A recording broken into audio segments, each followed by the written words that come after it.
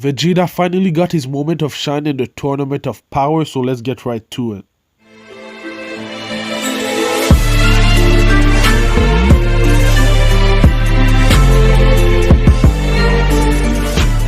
What up YouTube, it's your boy Anime Specialist. So it was a great episode of Dragon Ball Super.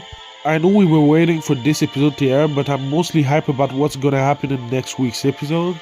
So let's talk a little bit about the Vegeta vs Toppo fight part 2. I don't know if we should say it's a part 2 because the first part of the fight a few episodes ago, we didn't see a lot of it. But in my opinion, this was one of the best fights that we've seen in the tournament. The animation and art was beautiful. The fighting scenes were epic, but I think the outcome of the fight were predictable because of last week's episode preview. But it was still a really good fight in my opinion. So at the beginning, as expected, Toppo was just beating up Vegeta. Vegeta couldn't do anything about it. Toppo and Jiren in this episode said something interesting about their power. They said they abandoned everything to get to that power. Contrary to Goku and Vegeta, they just trained a lot to get to that power. So I'm interested to know how they got to that power, but I don't know if Dragon Ball Super will explain it because they don't usually explain these things. Let's get back to the fight. So Vegeta kind of got a power boost because he was thinking about Bulma, Boa, and Trunks. So he got a power boost from that. He also thought about Kaba and reviving Universe 6. So he got a power boost from all of that. By having this power boost, he was destroying Toppo, and Toppo was launching destruction energy all over the place. It wasn't hitting Vegeta, but once Vegeta, I think he put Ki on one of his hands and destroyed one of the destruction energy that Toppo launched.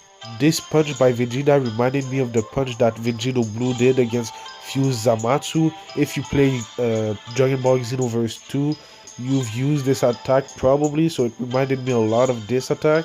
As strong as Vegeta was, he needed to use Final Explosion. So if you remember, he used Final Explosion against Majin Buu in Dragon Ball Z, and they showed us exactly the same image that they used in Dragon Ball Z back in the day. So I think it was pretty cool. So Vegeta used his Final Explosion against the energy of destruction that Toppo launched. At the beginning, the energy of destruction was, I think, destroying the energy that Vegeta was launching, but at the end, Final Explosion was way too powerful. Because of that attack, Toppo ended up being eliminated from the Tournament of Power.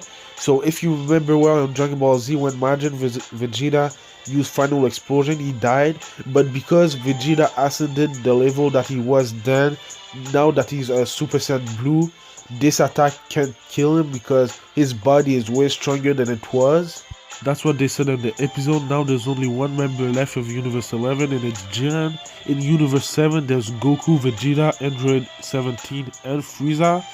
But we didn't see Frieza at the end of the episode. I think he's hiding, but we'll see in the next one. That's the first time that I've seen Jiren smile like that, so I think it's trouble. So I'm scared about what's gonna happen next in the episode because I think he'll show a lot more of his power. But yeah, man, I'm really hyped about next week's episode. I really want to know what's the extent of the power of Jiren. I think Android 17 is going to be eliminated from the tournament.